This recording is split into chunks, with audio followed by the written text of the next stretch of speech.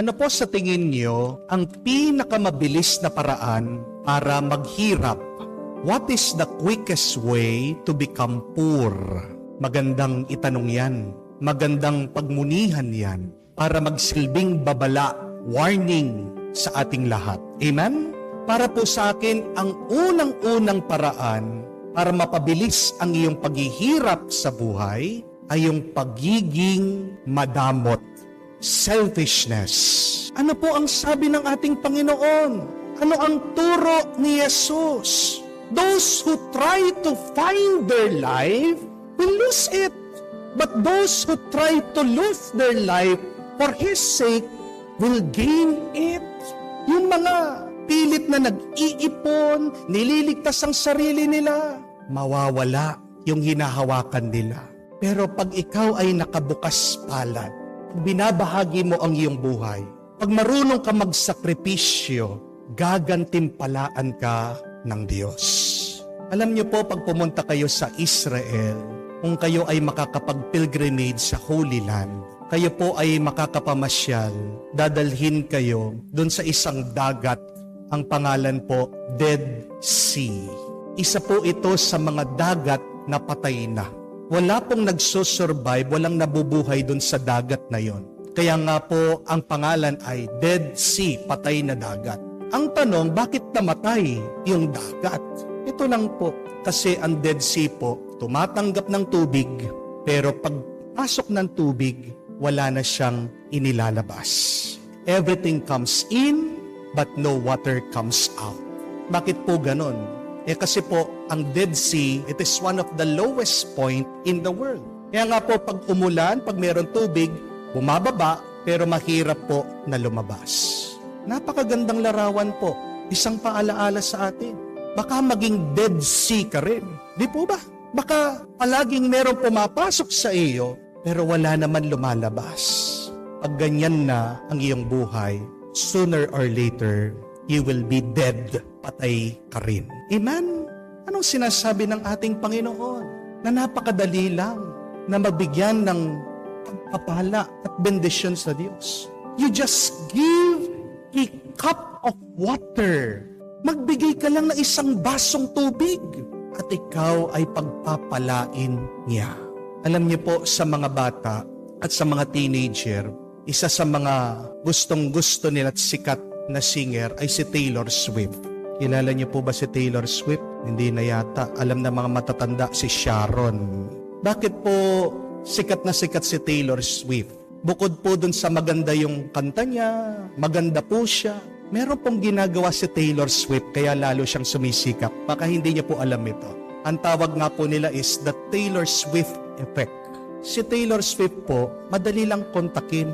I-message nyo lang po sa Instagram o kaya sa Facebook o i-email nyo po. Ang dami po nagyayaya sa kanya pag birthday nila, pag may kasal sila, pag may okasyon po sila. At alam niyo po, nakakapagtaka kay Taylor Swift. Kung libre din po siya, kung wala siya schedule, bigla-bigla po siyang pupunta dun sa nag-invite sa kanya, isusurprise po niya. Magpa-perform po siya, magkakanta siya, wala pong bayad. That is totally free. Yung pong ginagawa niya, talagang nabibilib po at namamangha yung mga tao. Kaya nga po, by word of mouth, lalo po siyang sumisikat. Ano po ang naaalala ng mga tao sa kanya? Mabait siya. Hindi po siya suplada. At pag alam ng mga tao mabait ka, di ba? Palagi kang pag-uusapan, palagi kang iniimbitahan, at palagi kang pinapanood yung kanyang mga video, yung kanyang mga concert. Ano po yung talagang sikreto bakit naging successful, matagumpay si Taylor Swift? Yung pong kanyang kagandahang loob.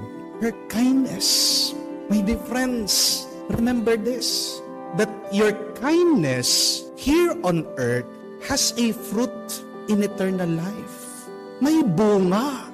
Yung iyong kagandahang loob na ginagawa dito sa mundo, mamumunga yan, lilitaw yan, pakikinabangan mo sa susunod na buhay. And I hope and pray, my dear friends, that despite of our needs, despite of our poverty, do not stop giving. Do not stop being kind. Huwag sana maging hadlang yung iyong kahirapan, yung iyong pangangailangan para tumulong ka. Dahil napakaganda po ang sabi din ni St. John Paul II, that nobody is so poor that they cannot give, and nobody is so rich that they cannot receive. Huwag mong gagawing dahilan ang iyong kahirapan para hindi magbigay. Dahil pag wala kang binibigay, wala ka din tatanggapin. Amen? Tandaan niyo po yan. Unang-una, kung gusto mong bumilis ang iyong paghihirap, maging madamot ka. Pero pangalawa, bibilis ang iyong paghihirap kung palagi kang nagrereklamo. Another quick way for you to be poor, to suffer, is when you complain always. Sabihan niyo po yung mga anak niyo, ginuutusan niyo, magwalis ka, maghugas ka ng pinggan, aba magdadabog pa yan. Magsasabi-sabi, kala mo naman ang bigat ng walis. Di po ba? But I tell you, my dear friends, that when you complain, you attract negativities in your life. At ano po ang kabaliktaran ng pagrereklamo? Pasasalamat. When you thank the Lord, you attract blessings in your life. Amen? Kaya nga po, palagi turo ni San Pablo, do everything without complaining. At napakaganda pa nga po nung sinulat ni San Pedro Sabi niya, be hospitable without grumbling.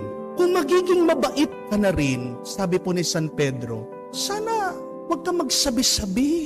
Kung tutulong ka, tulong ka na lang. Huwag na yung nagrereklamo ka, may sinasabi ka pang masama. Tandaan niyo po ito, my dear friends, that our words becomes our reality.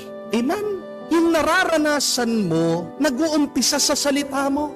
Kaya nga pag ang salita mo masama, anong mararanasan mo? Masama, di po ba? Pero pag nagsasalita ka ng mabuti, mabuti din ang mararanasan mo. Ganyan kahalaga ang pagdarasal.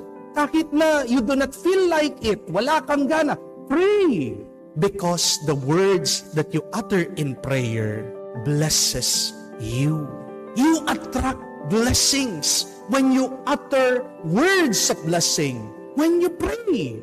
Pero tandaan niyo po, dumarami ang bigat ng buhay, ang problema mo, pag nagre-reklamo ka.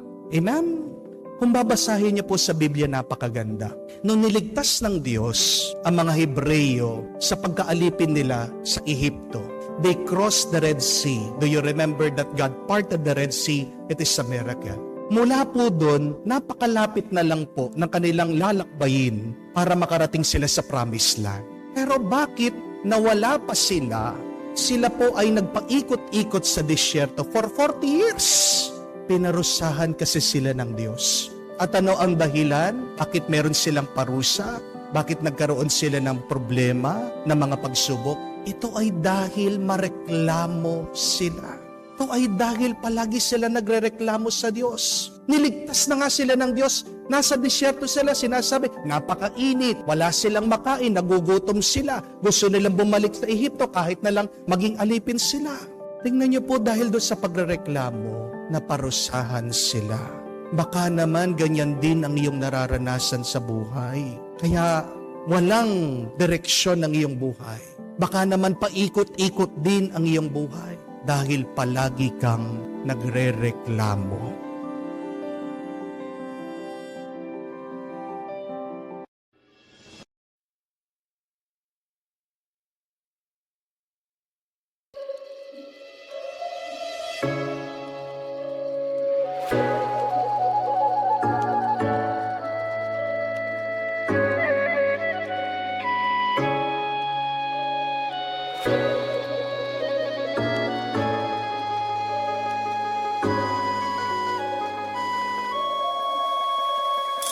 Hãy cho ta mong cầu để ngày sau ta gặp nhau, trao cho ta miếng trầu, trao hết tình duyên này.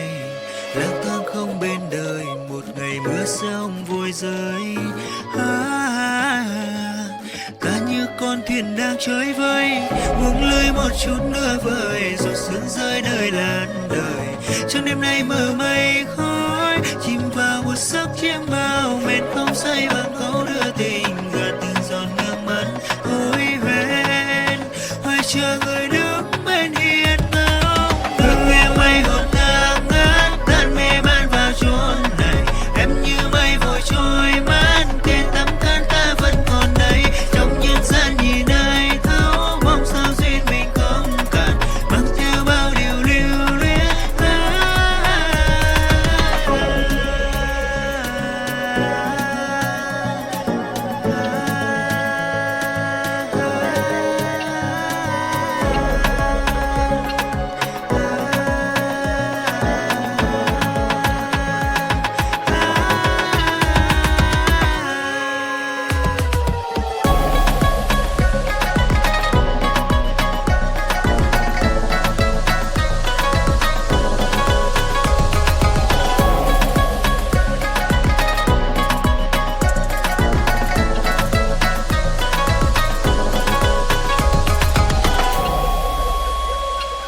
lang thang không bên đời một ngày mưa sông vội rơi ta như con thuyền đang chơi vơi buông lơi một chút đưa vời giọt sương rơi nơi làn đời trong đêm nay mờ mây khói chìm vào một giấc chiêm bao mệt không say bằng câu đưa tình từng giọt nước mắt ôi ven phải chờ